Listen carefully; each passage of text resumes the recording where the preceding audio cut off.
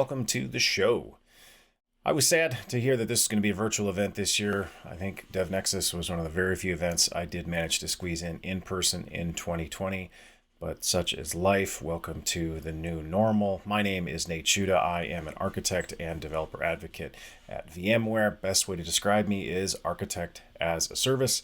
That pretty much sums up what I do. Normally I go places and talk to people. Now I just sit in my den like I'm doing right now and talk to people. Now I will admit the first time someone called me architect as a service, I thought, hey, that's pretty cool. I mean, everything's as a service these days. Although I will admit I did sound the acronym out in my head and realized it might not actually have been intended as a compliment. I wrote a couple of books, or as my wife likes to call them, pamphlets, since they're these shorter report length things, but this is my take on architecture. What does it mean to be an architect? What does it mean to think architecturally? I also have a companion piece that goes along with some of the presentations I've done around microservices. But that's not what we're here to talk about today. No, we're going to talk a bit about Spring and what it means from an architectural point of view. Now, I've been doing this software thing quite a while, and it used to be simple. I'm not going to say easy. It's never really been easy, but it used to be simpler. We had a monolith, maybe two. We released semi-annually, 4 times a year, maybe. Everybody worked on the same floor, or at least within walking distance of one another on a given campus. But that's just not the reality today. There's a pretty good chance you have dozens, hundreds, heck, maybe thousands of services. You might have so many services, you don't even know how many you actually have. And new versions are coming out multiple times a day. You've got teammates in multiple time zones scattered around the globe. And of course, it's never been easy to be an architect, to architect these distributed systems. But now we've got these massively distributed apps with these geographically dispersed teams. And it puts us into this conundrum because we're spread thin. We can't be everywhere at all times. We can't be involved with every decision. We don't want to be involved with every decision. We need to empower our teams to make good decisions when we're not there. At the end of the day, we ultimately need distributed decision making. And so it's on us to establish principles, guardrails, guideposts, whatever you want to call them. But it's also important that we learn to leverage the power of defaults. Now, I don't know how many of you follow economics. I certainly don't, but I remember when this paper came out, it was very fascinating. It showed how simply changing the default was able to massively increase people's savings for their retirement in a 401k system at companies just by changing the default when people started at the organization. And so this is just a branch of behavioral economics, an outcome of behavioral economics, and it's a powerful enough theory, concept, approach that it did win a Nobel Prize.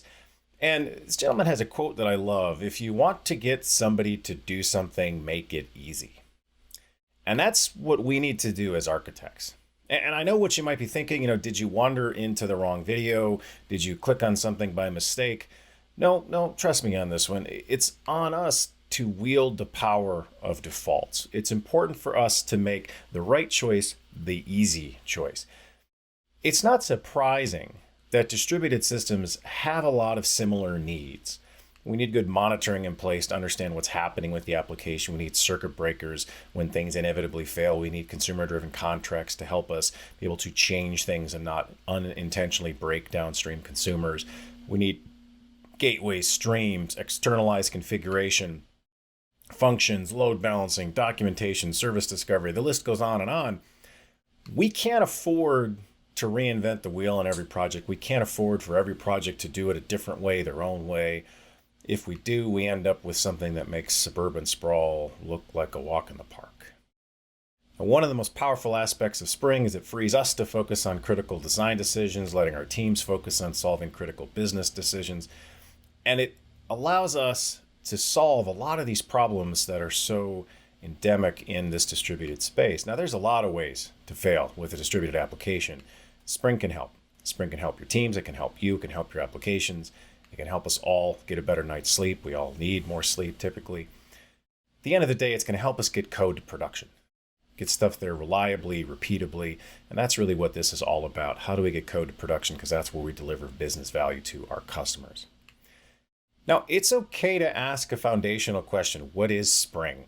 We didn't all grow up in this space. I started very early on in the Java ecosystem and through various organizational decisions kind of missed out on the early days of Spring. And so I've done some of this research, and it's important to be, humble, admit that we don't know all the answers.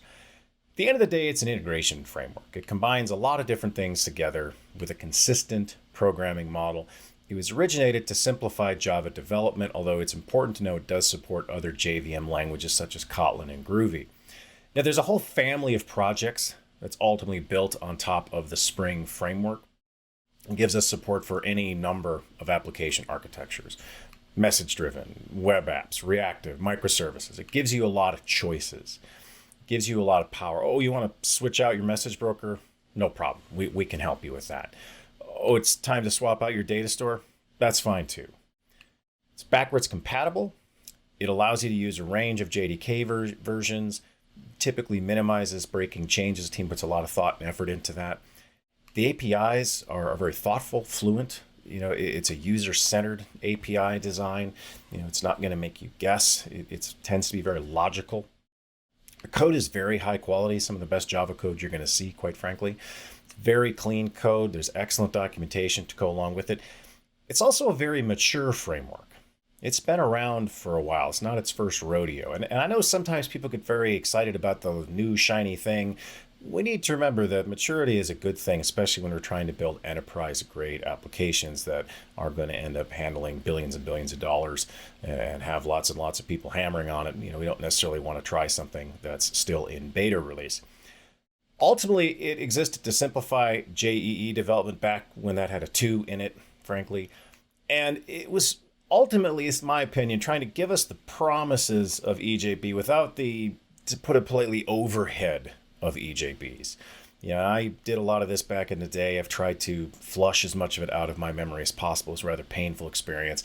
And so one of the mantras you see in this space is POJO, plain old Java object. Another big thing you hear a lot about in the Spring ecosystem is inversion of control, otherwise known as dependency injection. So there's an awful lot around loose coupling, again, to make it easy for you to swap things in and out as necessary. It follows a declarative programming model, and it exists to try to eliminate boilerplate as much as possible.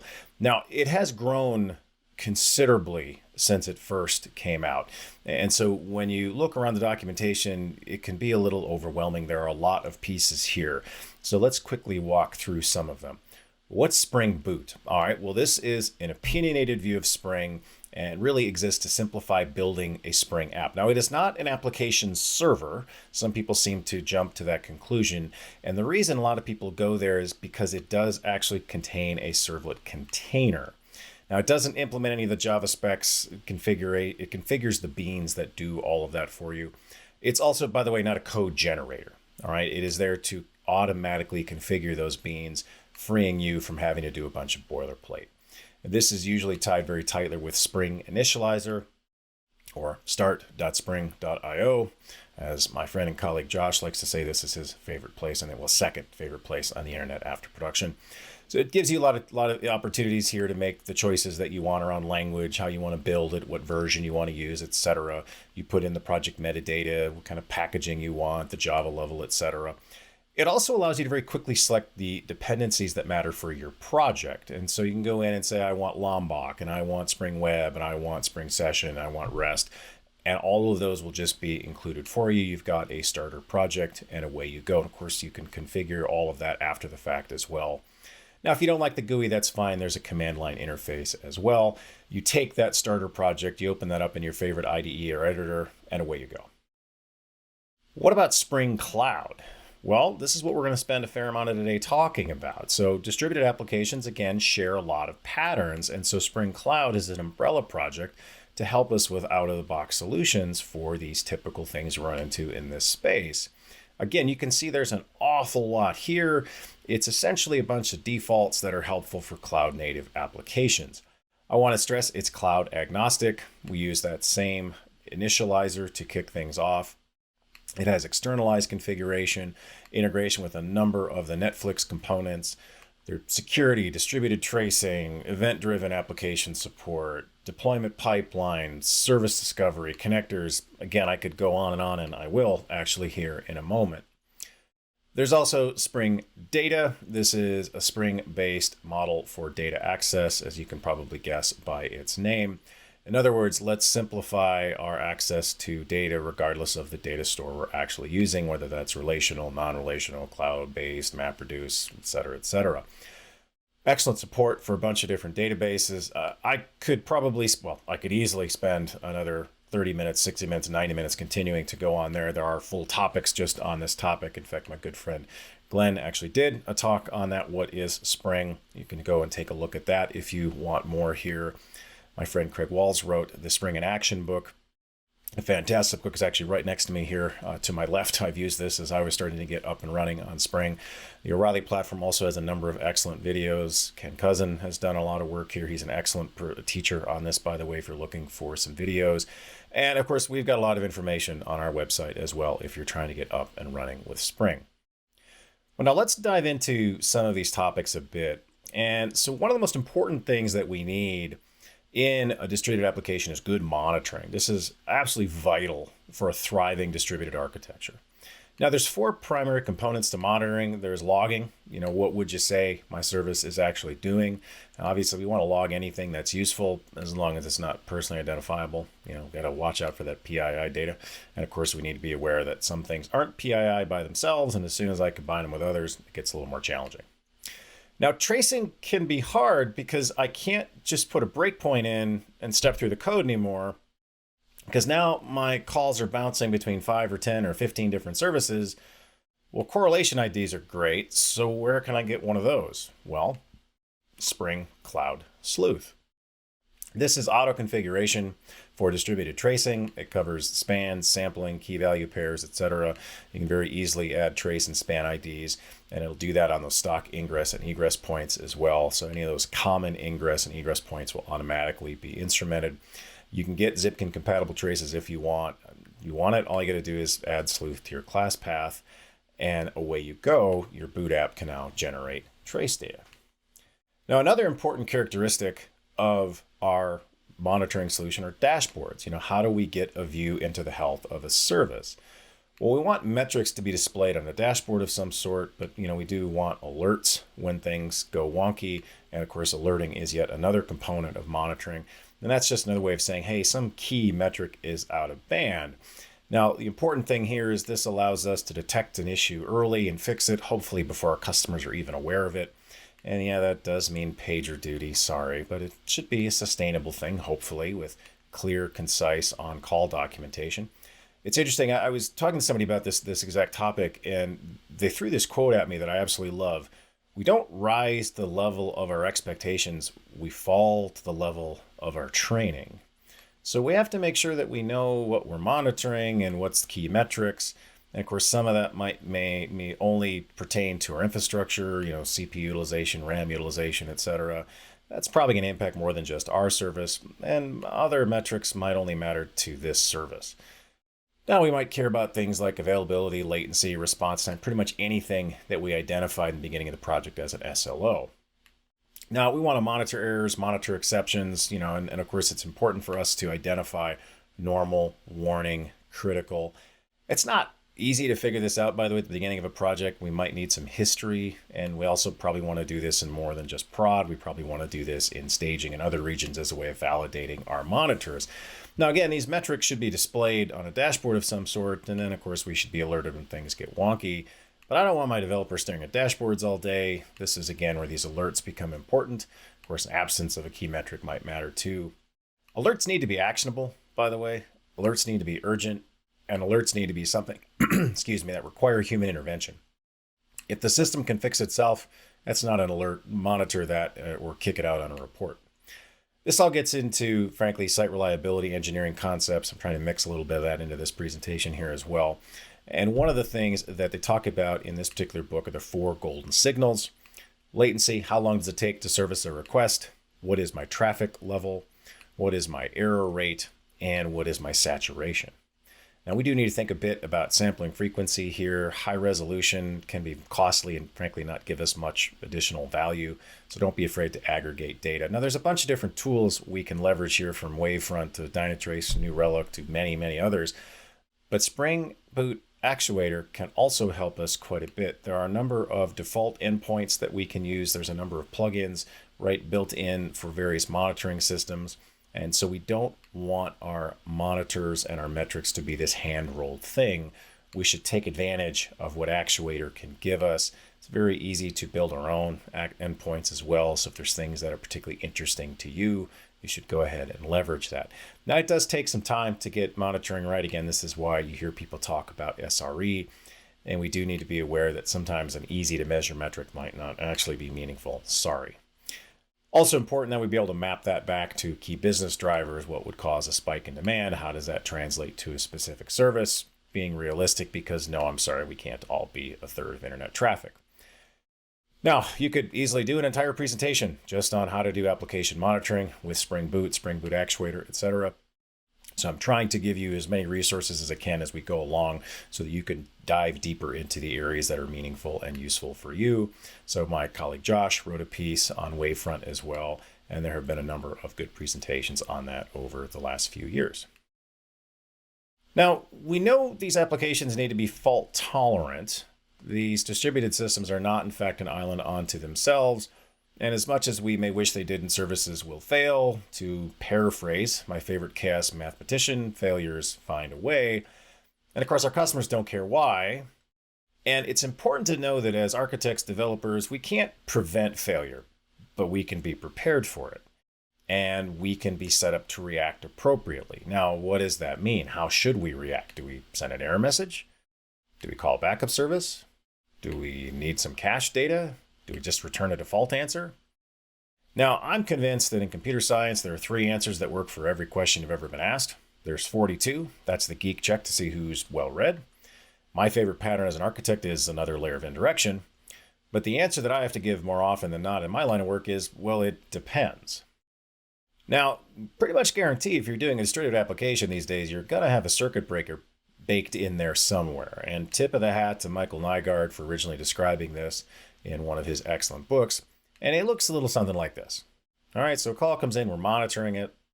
As long as everything's good, we're fine. The circuit breaker just does its thing. And then if there is a problem, the circuit breaker is open and we go ahead and see what happens. We redirect, we give the default answer, etc. So the circuit breaker watches the calls. Once we've exceeded that threshold, circuit's open and we redirect to that configured fallback mechanism. Now, the circuit breaker does periodically check to see if everything's hunky-dory. If so, we close the circuit and back to the normal approach. Now, there's a lot of different implementations we could use, and Spring Cloud Circuit Breaker can help us here. All right, so unsurprisingly, it's a way for us to very easily switch between various approaches. It's a consistent API, and it allows our teams to pick the implementation that makes the most sense for them, whether that's Hystrix, Resilience for J, Sentinel, Spring Retry, etc. Again, very easy for us to do. We add the proper starter of the class path, we call the factory, and now we can inject that circuit breaker wherever we need it.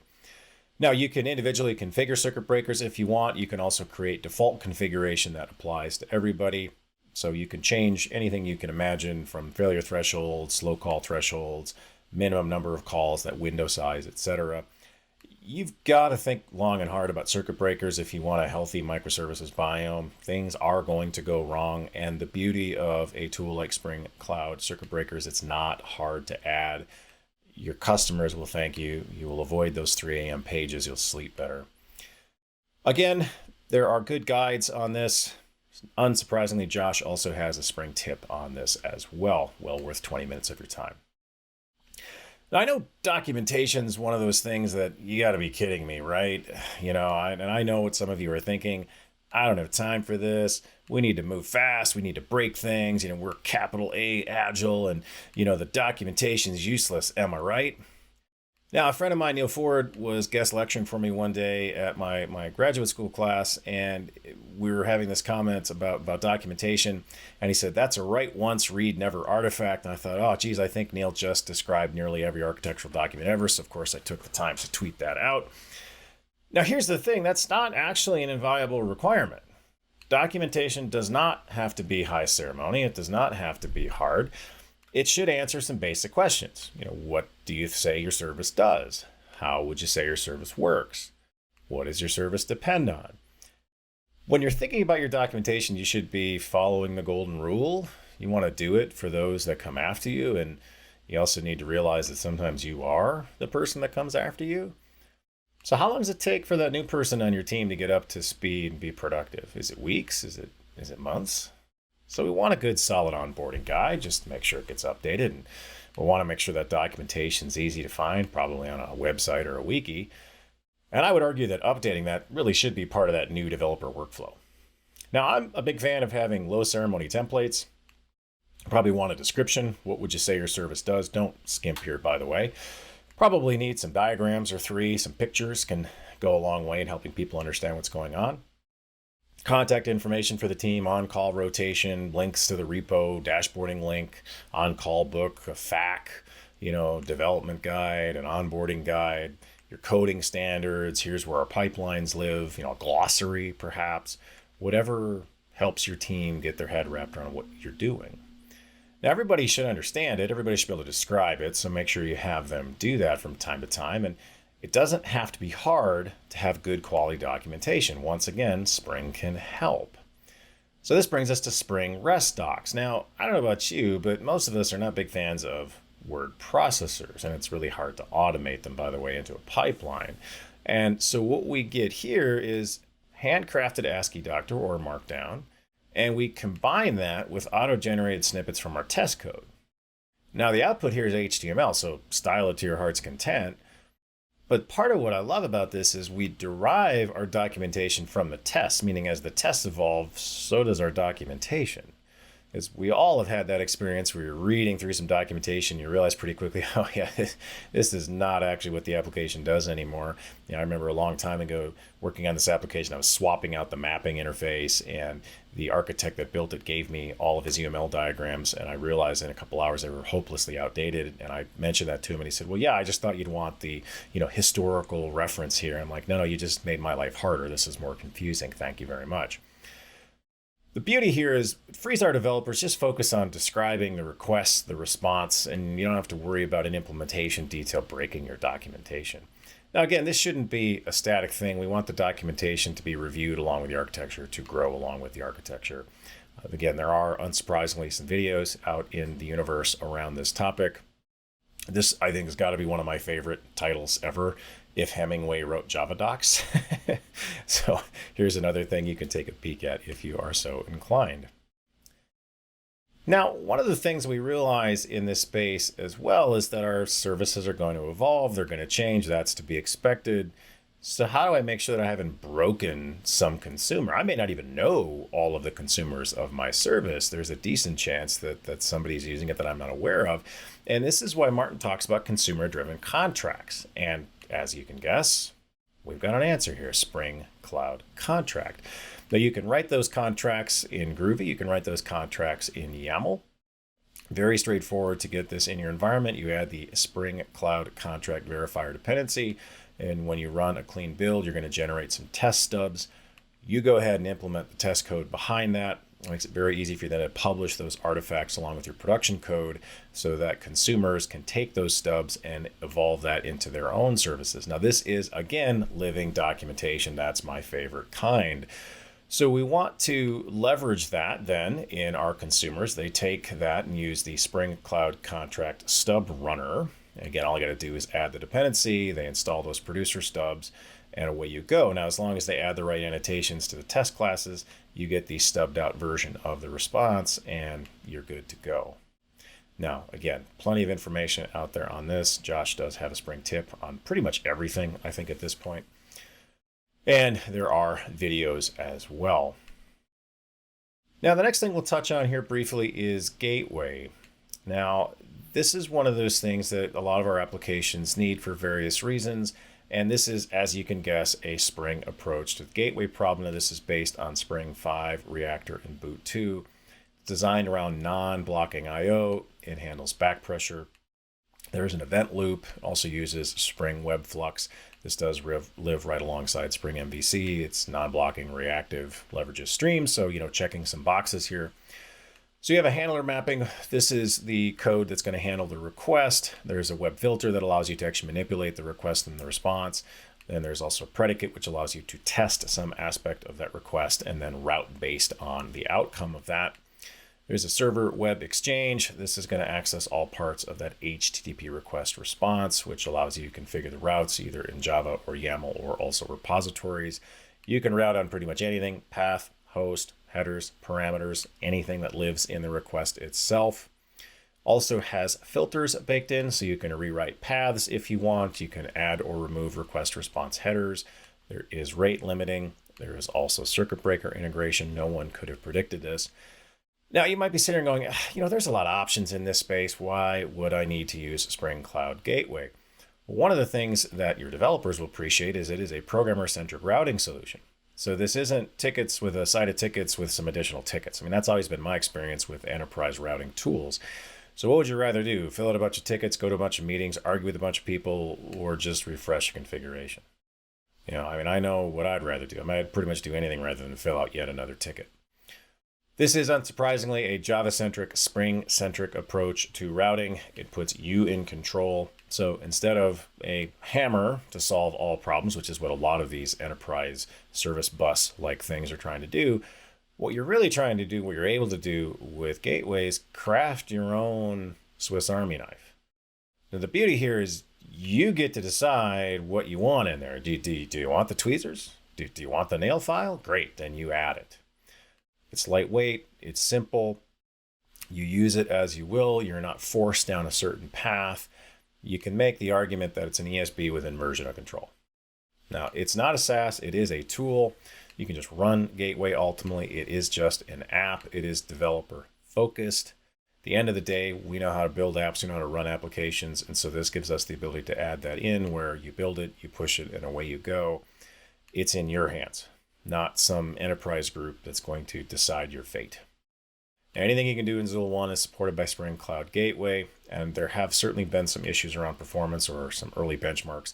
There was a benchmark published at this point in the Paleolithic era, in the before times, and of course Gateway had not been released at that point, so there are not known performance issues today. A number of large companies rely on it day in, day out. Again, a number of videos for you to look at your leisure here after the event. And what I'll wrap up with here is, again, just to put a dot on top here, cross my I's, dot my T's. It isn't easy to architect cloud-native applications. There's a lot of moving parts, and distributed applications really do require a fair amount of plumbing. Spring can help. Now, my hope with a talk like this is that I've given you a glimpse, and that's all really we had time for today, to show you that there are a lot of different things inside the Spring ecosystem that can make your life easier, make your developers' lives easier. And remember, what we're trying to do here as architects ultimately is make the right choice the easy choice. I wish you luck. Now, you'll have these slides available to you. You can go ahead and look through these resources. I tried to capture everything that I talked about or used as I was building this presentation. And believe me, I could have gone on and on and on. On the off chance you want to hear more of my ramblings, you can join me on most Mondays where I interview someone interesting in this space and we talk about, them, not so much about individual projects. Thank you very much. I hope you enjoyed the show, and we'll see you in person sometime real soon. Thanks.